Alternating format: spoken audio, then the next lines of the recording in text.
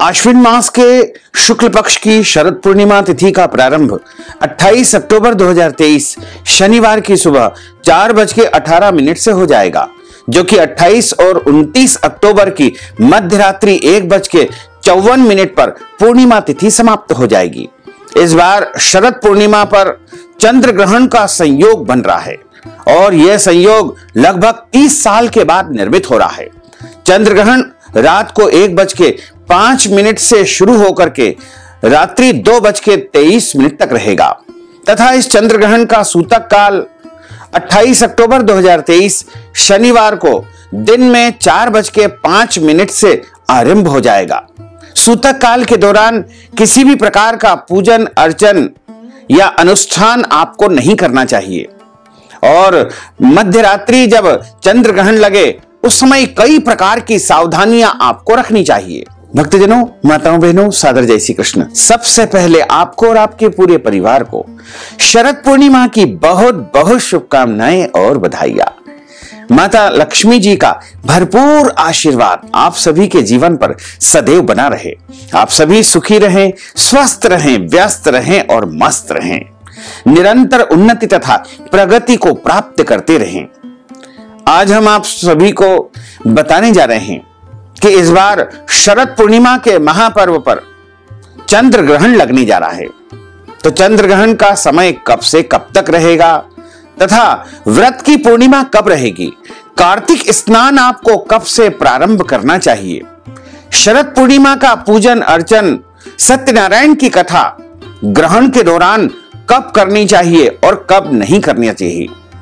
साथ ही ये भी बताएंगे कि ग्रहण में कौन कौन से नियमों का पालन आपको करना चाहिए, गर्भवती महिलाओं को इस दौरान क्या करना चाहिए और क्या नहीं करना चाहिए। ये संपूर्ण जानकारी यदि आप प्राप्त करना चाहते हैं तो इस वीडियो में अंत तक बने रहिए और देखने के बाद शेयर भी कर दीजिएगा। साथ ही अधिक से अधिक इस वीडियो को लाइक कर दीजिएगा ताकि YouTube के माध्यम से यह वीडियो अधिक से अधिक लोगों तक पहुंच सके और सही जानकारी उनको प्राप्त हो सके। शरद पूर्णिमा की रात्रि चंद्रमा अपनी 64 कलाओं से पृथ्वी पर अमृत की बरसात करते हैं और माता महालक्ष्मी जी पृथ्वी पर आकर देखती है कि कौन कौन जाग रहा है। जो जागता है उनका घर धन से भर देती है। इसी कारण शरद पूर्णिमा को कोजागरी पूर्णिमा भी कहा जाता है। इसे कोजागर व्रत के नाम से भी जाना जाता है। इस बार स्नान दान व्रत की कोजागरी शरद पूर्णिमा की रात में खग्रास यानी पूर्ण चंद्र ग्रहण लगने जा रहा है। यह ग्रहण रात्रि 1:05 से 2:23 तक रहेगा, यानी 28 और 29 अक्टूबर की शनिवार और रविवार की मध्य रात्रि 1:05 से यह ग्रहण आरंभ हो जाएगा, जो कि 2:23 तक रहेगा।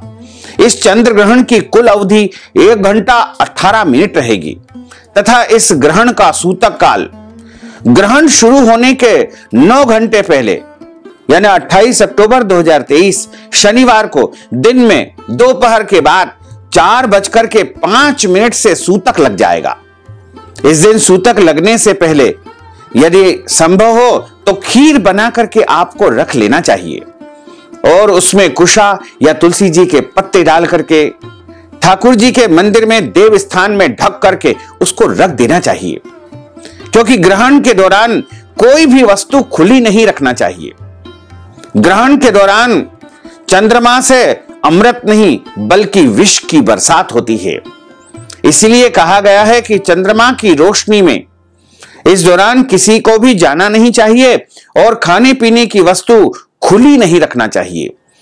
यदि आप खाने पीने की वस्तुओं में कुशा या तुलसी का पत्ता रख देंगे तो वह वस्तु प्रदूषित नहीं होगी, दूषित नहीं होगी तथा ग्रहण समाप्त होने के बाद चंद्रमा की रोशनी में खीर को रख करके उस प्रसाद का वितरण करना चाहिए।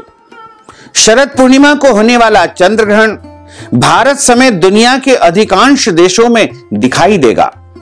इस चंद्र ग्रहण को ब्लड मून भी कहा जा रहा है, क्योंकि ग्रहण के दौरान एक अवस्था में पहुंच करके चंद्रमा का रंग रक्त की तरह लाल हो जाएगा। यह खगोलीय घटना भी है, ज्योतिषी घटना है, जिसमें चंद्रमा धरती के अत्यंत करीब दिखाई देगा। खग्रास चंद्र ग्रहण अश्विनी नक्षत्र तथा मेष राशि में लगने जा रहा है। इसलिए जिन लोगों का अश्विनी नक्षत्र और जन्म राशि मेष या लग्न में से, उनके लिए ग्रहण अशुभ रहेगा। मिथुन, कर्क, वृश्चिक एवं कुंभ राशि वालों के लिए यह ग्रहण श्रेष्ठ रहेगा। इनको आर्थिक फायदा होगा तथा रुका हुआ पैसा भी इनको अचानक मिलने लगेगा। घर परिवार में खुशखबरी का आगमन होगा। यदि शेयर बाजार या लॉटरी में ये लोग कार्य करते हैं तो वहां से भी इनको बड़ा फायदा हो सकता है। इसके अलावा इनके द्वारा जो भी काम की शुरुआत की जाएगी उसमें आगे चलकर के इनको फायदा होगा। और जब ग्रहण पड़ता है तो उसके 6 माह बाद तक राशियों को शुभ परिणाम देखने को मिलते हैं। तो मिथुन, कर्क, वृश्चिक एवं कुंभ, इन 4 राशि वालों को सबसे अधिक फायदे का संयोग यह चंद्र ग्रहण लेकर आ रहा है। यह ग्रहण सिंह, तुला, धनु, मीन राशि वालों के लिए मध्यम फलदायी रहेगा, यानी इनको सामान्य फलों की प्राप्ति होगी। तथा मेष, वृषभ, कन्या, मकर राशि वालों के लिए यह ग्रहण अशुभ फल देगा। 28 अक्टूबर की मध्य रात्रि से प्रारंभ होकर के 29 अक्टूबर को तड़के यह ग्रहण समाप्त हो जाएगा। इस ग्रहण का स्पर्श 28 और 29 अक्टूबर की रात्रि 1:05 से होगा तथा इस ग्रहण का मोक्ष रात्रि 2:23 पर होगा। ग्रहण की कुल अवधि 1 घंटा 18 मिनट रहेगी। यह ग्रहण भारत में सभी शहरों में, सभी नगरों में, सभी राज्यों में, सभी गांवों में पूर्ण रूपेण दिखाई देगा। तथा भारत के अलावा यह चंद्र ग्रहण England, Denmark, Sri Lanka, Syria, Nepal, Poland, Philippines, Australia, Europe, Africa, उत्तर एवं दक्षिणी अमेरिका में भी दिखाई देगा। ज्योतिष शास्त्र के अनुसार इस खग्रास चंद्र ग्रहण यानी पूर्ण चंद्र ग्रहण का सूतक 28 अक्टूबर 2023 शनिवार को ग्रहण शुरू होने के 9 घंटे पहले ही लग जाएगा। 28 अक्टूबर को दिन में 4:05 से सूतक लग जाएगा। सूतक लगने के बाद कुछ भी खाना पीना वर्जित माना जाता है। रोगी और बुजुर्ग लोग, वृद्ध लोग, बच्चे और गर्भवती स्त्रियां सूतक के दौरान खाना पीना कर सकती है। यानी 28 अक्टूबर को 4 बजे से जब सूतक लगेगा उसके बाद से लेकर के रात को 10 बजे तक बच्चे, गर्भवती महिलाएं, बुजुर्ग लोग या कोई बीमार व्यक्ति है वो खा पी सकते हैं, उनको कोई दोष नहीं लगता है। सूतक प्रारंभ होने से पहले पके हुए भोजन में, खाने पीने की वस्तुओं में, दूध में, दही में, मिठाई में, फलों में तुलसी जी का पत्ता या कुशा आपको रख देनी चाहिए। यहां तक कि अपने ओढ़ने बिछाने के जो बिस्तर होते हैं, पहनने के जो कपड़े होते हैं, उसमें भी कुशा नामक घास आपको रख देनी चाहिए। ये कुशा नामक घास जलाशय या नदी तालाब के किनारे पर प्राप्त हो जाती है। आजकल तो पूजा की दुकानों पर भी कुशा मिल जाती है। कुशा को एक प्रकार से कुश भी कहा जाता है। इसको रखने से सूतक का या ग्रहण का कोई भी नकारात्मक प्रभाव इन वस्तुओं पर नहीं होता है। और ग्रहण के दौरान आपको जो है कुशा रखकर सारी वस्तुओं को ढक करके रखना चाहिए। किसी भी वस्तु को खुली नहीं रखना चाहिए, क्योंकि ग्रहण के दौरान चंद्रमा से विष की बरसात होती है। हालांकि इस बार शरद पूर्णिमा की रात्रि है, तो शरद पूर्णिमा की रात्रि में वैसे तो चंद्रमा से अमृत की बरसात होती है, लेकिन इस बार राहु और केतु दोनों पाप ग्रह चंद्रमा को ग्रसित करेंगे। इस कारण से चंद्रमा से अमृत नहीं बल्कि विष बरसेगा। ग्रहण काल में कुछ ऐसे काम हैं जो आपको सावधानी पूर्वक नहीं करना चाहिए। ग्रहण काल में प्रकृति में कई तरह की अशुद्ध और हानिकारक किरणों का प्रभाव रहता है, इसलिए कई ऐसे कार्य हैं जिन्हें ग्रहण के दौरान आपको नहीं करना चाहिए। ग्रहण काल के दौरान सोना नहीं चाहिए।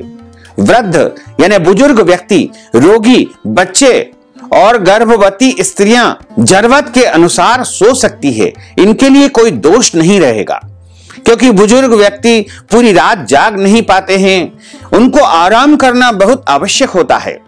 ऐसे में यदि वो सोना चाहते हैं तो अपने तकिए के नीचे कुशा या तुलसी जी का पत्ता रख करके सो सकते हैं। इसी प्रकार जो रोगी व्यक्ति है उनके भी आसपास या तकिए के नीचे आपको कुशा या तुलसी जी का पत्ता अवश्य रख देना चाहिए। तथा बच्चे और गर्भवती स्त्रियां भी यदि सोना चाहे तो सो सकती है, लेकिन ध्यान रखें अपने तकिए के नीचे या बिस्तर के पास में कुशा या तुलसी जी का पत्ता आपको अवश्य ही रख देना चाहिए, जिससे ग्रहण का कोई भी दुष्प्रभाव नहीं होगा। ग्रहण के दौरान किसी को भी यात्रा नहीं करना चाहिए। वैसे यह ग्रहण मध्य रात्रि से लेकर के तड़के के बीच होगा, इसलिए पृथ्वी के अधिकांश देशों के लोग निद्रा में होते हैं। ग्रहण काल में अन्न जल ग्रहण नहीं करना चाहिए, कुछ भी खाना पीना नहीं चाहिए। यदि बहुत ज्यादा आवश्यक हो तो दूध में तुलसी जी का पत्ता या जल में तुलसी जी का पत्ता या फलों के रस में तुलसी जी का पत्ता डाल करके उसको खा पी सकते हैं, कोई दोष नहीं लगेगा। ग्रहण काल में आपको खुले मैदान में, खुले स्थान में नहीं जाना चाहिए, इसलिए यात्रा करना वर्जित माना जाता है। ग्रहण काल के दौरान ड्राइविंग नहीं करना चाहिए, इससे दुर्घटना होने की आशंका बनी रहती है। ग्रहण काल में स्नान न करें। यदि आप कोई भी सिद्धि साधना या उपाय करना चाहते हैं, ग्रहण के दौरान मंत्र जाप करना चाहते हैं तो जरूर करें, क्योंकि ग्रहण के दौरान जो भी कोई मंत्र जाप किया जाता है, सिद्धि साधना की जाती है या मन में किसी भी प्रकार का यदि चिंतन किया जाता है तो वह सिद्ध हो जाता है। इसलिए ग्रहण काल के दौरान आपको अपने मन में किसी भी प्रकार से बुरे विचार नहीं लाना चाहिए, गलत अवधारणा उत्पन्न नहीं करना चाहिए, क्योंकि आप उस समय जैसा भी सोचेंगे वैसा आपके जीवन में हो जाएगा। यदि ग्रहण काल के दौरान आप मन में चिंतन करेंगे कि मेरी उन्नति हो, मेरी प्रगति हो, मैं प्रत्येक कार्य में सफल हो जाऊं, तो वह कार्य आपका सिद्ध हो जाएगा। लेकिन यदि आप मंत्र जाप करते हैं तो अति उत्तम रहेगा। ग्रहण काल के दौरान गुरु मंत्र का जाप करना चाहिए, इष्ट मंत्र का जाप करना चाहिए, या फिर ओम नमो भगवते वासुदेवाय इस महामंत्र का भी आपको जाप करना चाहिए। और ग्रहण काल के दौरान स्नान बिल्कुल न करें। यदि आप मंत्र जाप सिद्धि साधना करने जा रहे हैं तो ग्रहण शुरू होने के पहले पहले आपको नहा करके, धुले हुए कपड़े पहन करके, कुशा के आसन पर बैठ करके और बिना भगवान को स्पर्श करे ही मंत्र जाप आरंभ कर देना चाहिए। जैसे ही 28 अक्टूबर 2023 को दिन में 4 बजे ग्रहण का सूतक लगेगा, वैसे ही आपको अपने घर के, मंदिर के, देव स्थान के, भगवान के पट को बंद कर देना चाहिए। और सूतक काल के दौरान तथा ग्रहण के दौरान भगवान को छूना वर्जित माना जाता है, भगवान को स्पर्श नहीं करना चाहिए। यदि आप मंत्र जाप करना चाहते हैं तो देव मंदिर में एक शुद्ध घी का दीपक तैयार कर ले और अपना मुंह पूर्व दिशा या उत्तर दिशा की तरफ रख करके, कुशा के आसन पर बैठ करके, सामने गंगा जल रख करके, अपने शरीर को गंगा जल छिड़क करके पवित्र करके आपको मंत्र जाप आरंभ कर देना चाहिए। मंत्र जाप आप तुलसी जी की माला से कर सकते हैं, स्फटिक की माला से कर सकते हैं, या कमल गट्टे की माला से भी आप मंत्र जाप कर सकते हैं।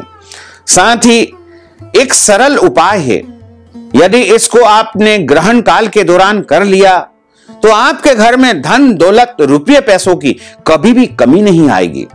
यह बहुत ही सरल और सटीक उपाय है। कई लोगों ने इसे आजमाया है। बड़े बड़े जो धनाढ्य लोग हैं, अमीर है, धन कुबेर है, उन्होंने भी इस उपाय को करके धन प्राप्ति की है, अपने जीवन की प्रगति की है। एक चांदी की कटोरी यदि आपके पास में है और चांदी की कटोरी नहीं है तो आप मिट्टी का दीपक ले लीजिएगा या फिर पीतल का कोई भी बर्तन ले लीजिएगा। पीतल की कटोरी या पीतल का लोटा होना चाहिए या पीतल की थाली भी चलेगी। उसमें थोड़ा सा गंगाजल और दूध आपको डालना है तथा उसमें एक चांदी का टुकड़ा आपको डाल देना चाहिए। ग्रहण जैसे ही प्रारंभ हो उसके पहले आपको डाल करके अपने घर में किसी सुरक्षित स्थान पर ढक करके इसको रख देना चाहिए।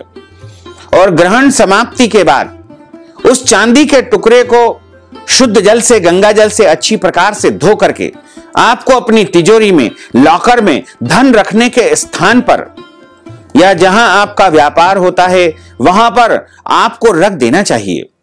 ऐसा करने से आपके घर में धन की कमी नहीं आएगी, आपके घर में अष्टलक्ष्मी का निवास होगा और आपके घर में दशों दिशाओं से अपार धन की प्राप्ति होगी। आपके घर में रुपए पैसों की कभी भी कोई कमी नहीं आएगी। बस इस उपाय को आपको ग्रहण काल के दौरान अवश्य ही कर लेना चाहिए। ग्रहण शुरू होने के पहले कभी भी इसको आप यदि रख देंगे तो निश्चित तौर से आपके घर में अपार धन की प्राप्ति होगी। और जिस जल में आपने रखा था उस जल को ग्रहण समाप्त होने के बाद किसी भी गमले में आपको डाल देना चाहिए। लेकिन ध्यान रखें, तुलसी जी के क्यारे में, तुलसी चौरे में उस जल को आपको नहीं डालना है। अन्य किसी भी पेड़ पौधों में, गमलों में उस जल को आपको डाल देना चाहिए। सभी को ग्रहण समाप्ति के बाद स्नान अवश्य करना चाहिए। ग्रहण को खुली आंखों से नहीं देखना चाहिए। ग्रहण काल के दौरान गुरु प्रदत्त मंत्र का जाप करने से वह सिद्ध हो जाता है। और सबसे ज्यादा यदि किसी के ऊपर प्रभाव होता है तो वह गर्भवती माताओं बहनों पर होता है। इसलिए ग्रहण जब प्रारंभ हो तो गर्भवती माताओं बहनों को अपने पेट के ऊपर थोड़ा सा गेरू लगा देना चाहिए। यदि गेरू नहीं है तो आप थोड़ी हल्दी घोल करके या पीला चंदन भी पेट पर लगा लीजिएगा।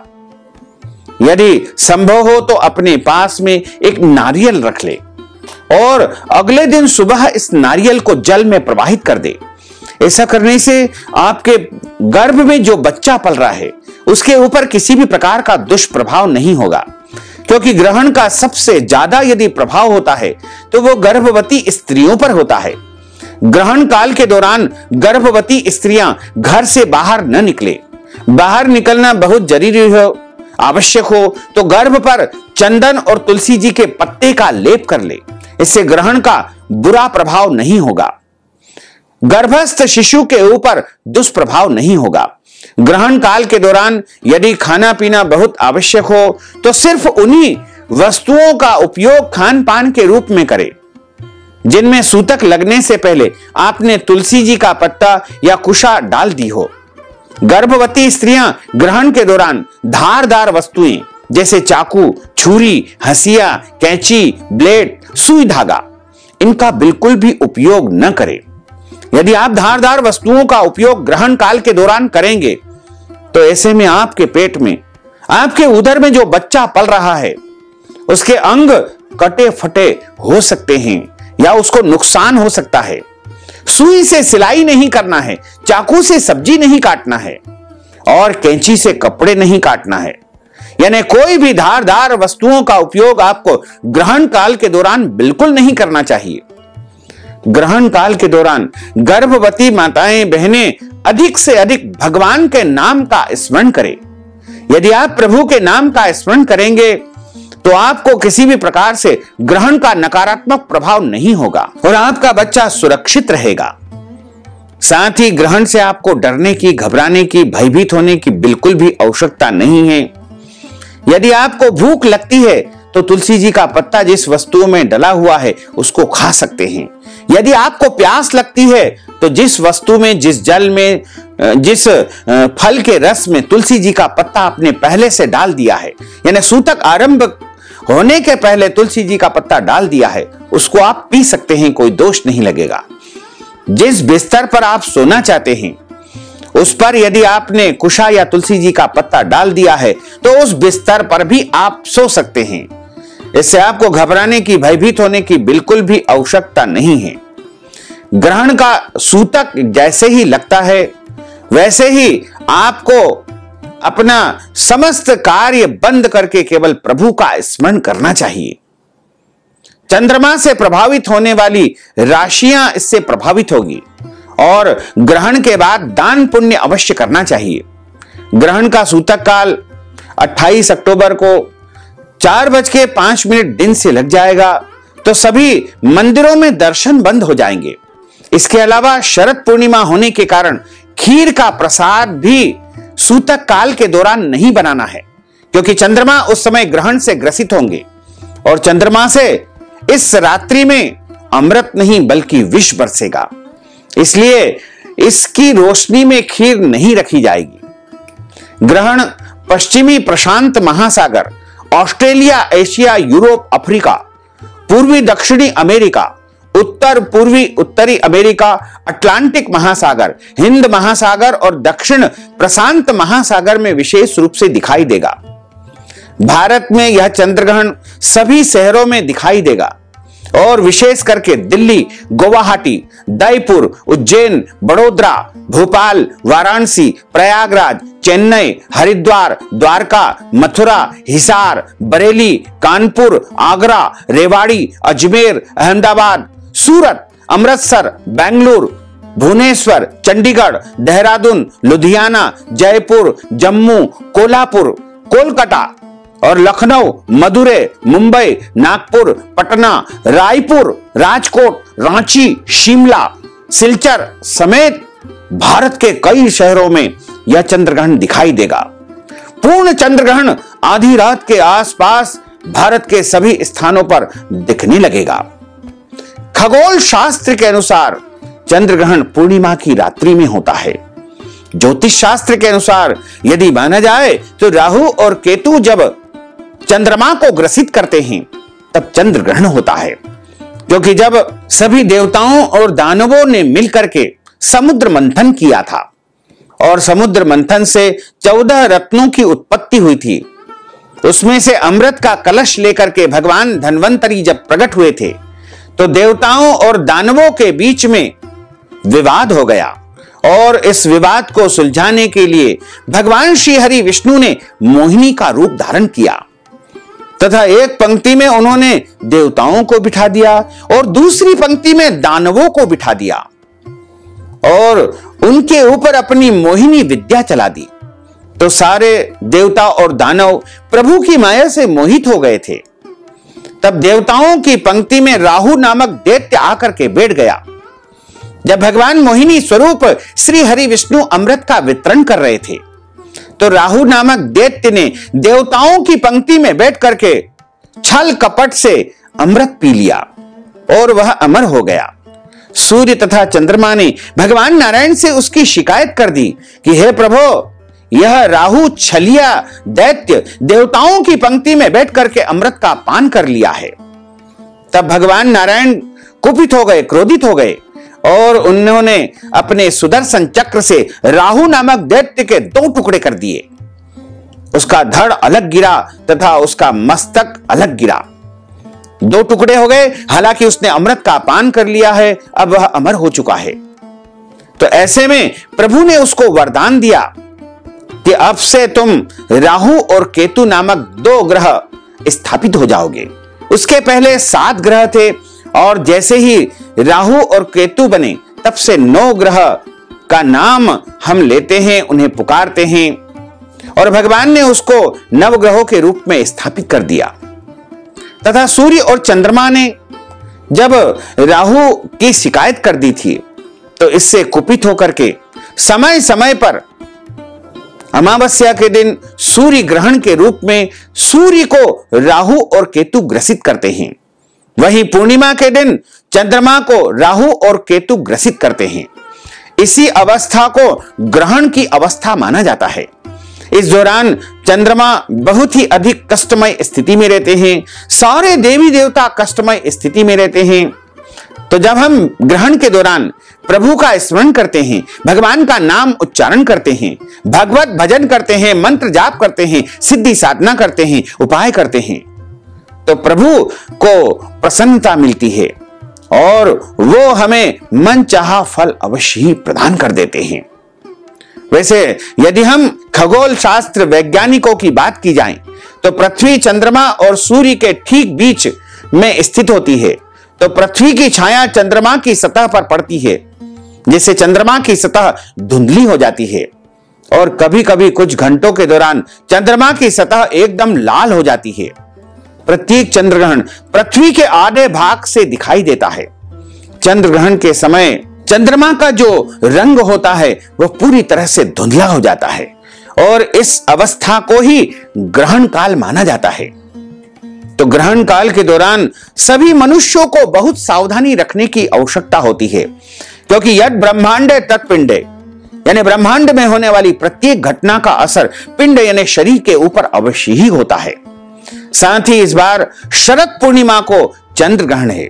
तो शरद पूर्णिमा को आपको यदि पूर्णिमा का उत्सव मनाना है, खीर आपको चंद्रमा की रोशनी में रखना है, तो 28 अक्टूबर को शरद पूर्णिमा है, उस दिन चंद्र ग्रहण है। सूतक काल दोपहर से ही आरंभ हो जाएगा। यदि आप इस दिन खीर बना करके रखते हैं तो वह ग्रहण से दूषित भी हो सकती है। तो सूतक काल के पूर्व आप खीर बना लेते हैं तो वह दूषित हो जाएगी। उसे आप ग्रहण के बाद चंद्रमा की रोशनी में कैसे रखेंगे, यह सवाल भी कई लोगों के मन में आ रहा है, क्योंकि ग्रहण की दूषित खीर आपके स्वास्थ्य के लिए हानिकारक हो सकती है। तो यदि आप ग्रहण के पूर्व या सूतक के पूर्व खीर को बना करके रखना चाहते हैं तो उसमें तुलसी जी का पत्ता और कुशा रख करके ढक करके देव स्थान में भगवान के मंदिर में आपको रख देना चाहिए। और जैसे ही ग्रहण समाप्त हो उसके बाद चंद्रमा की रोशनी में रखना है।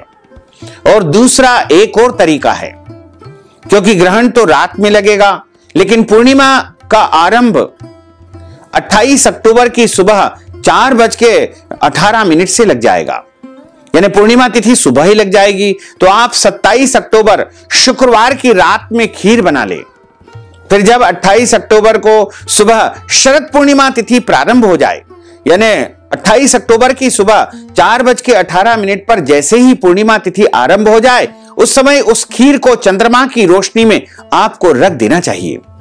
उस दिन चंद्रमा का अस्त सुबह 4:45 पर हो जाएगा और चंद्रमा के अस्त के बाद उस खीर को आप खा लेंगे तो आपको अमृत वाली खीर का ही फल मिलेगा। 28 अक्टूबर के प्रातः पूर्णिमा तिथि में चंद्रमा की औषधि युक्त रोशनी की खीर आपको प्राप्त हो जाएगी। दूसरा विकल्प यह है कि 28 अक्टूबर के मध्य रात्रि चंद्र ग्रहण के बाद ही आपको खीर बनाना चाहिए, यानी 28 और 29 की रात में 2:23 पर जब चंद्र ग्रहण समाप्त हो जाए उसके बाद आप खीर बना ले और खीर बना करके उसे खुले आसमान के नीचे रख दे ताकि उसमें चंद्रमा की रोशनी पड़े और बाद में उस खीर को खा ले। क्योंकि शरद पूर्णिमा पर खीर का बहुत अधिक महत्व है। शरद पूर्णिमा की रात में चंद्रमा अपनी संपूर्ण कलाओं से पूर्ण होकर के अलौकिक होता है। इस वजह से उसकी किरणों में अमृत के समान औषधि गुण होते हैं। जब हम शरद पूर्णिमा की रात में खीर को खुले आसमान के नीचे रखते हैं तो उसमें चंद्रमा की किरणें पड़ती है, जिससे वह खीर औषधि गुणों वाली हो जाती है। खीर की सामग्री दूध, चावल और चीनी तीनों ही चंद्रमा से जुड़ी वस्तुएं हैं, इसलिए इसके सेवन से स्वास्थ्य लाभ तो होता ही है और कुंडली में चंद्र दोष है तो वह भी निवारण हो जाता है। यानी आपकी कुंडली में कोई चंद्रमा का दोष है तो वह भी समाप्त हो जाता है। वैसे तो साल की 12 पूर्णिमा में से शरद पूर्णिमा सबसे महत्वपूर्ण मानी जाती है। यह पूर्णिमा तन, मन और धन तीनों के लिए सर्वश्रेष्ठ मानी गई है। शरद पूर्णिमा पर लक्ष्मी जी की उपासना करके कोजागर की पूजा की जाती है। यह पूजा सर्व समृद्धिदायक मानी गई है।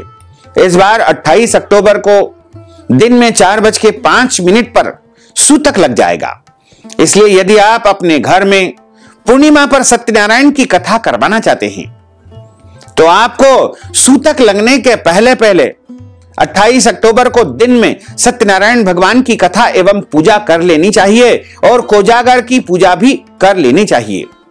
लेकिन किसी कारणवश आप उस दिन नहीं कर पाते हैं तो एक दिन पहले यानी 27 अक्टूबर शुक्रवार की रात में भी कोजागर पूजा कर सकते हैं या महालक्ष्मी जी की पूजा अर्चना कर सकते हैं। सत्यनारायण भगवान की कथा घर में करने से सुख शांति समृद्धि आती है और सबसे खास शरद पूर्णिमा का चंद्रमा संपूर्ण कलाओं से परिपूर्ण होता है और अपनी किरणों के जरिए अमृत की बरसात करता है।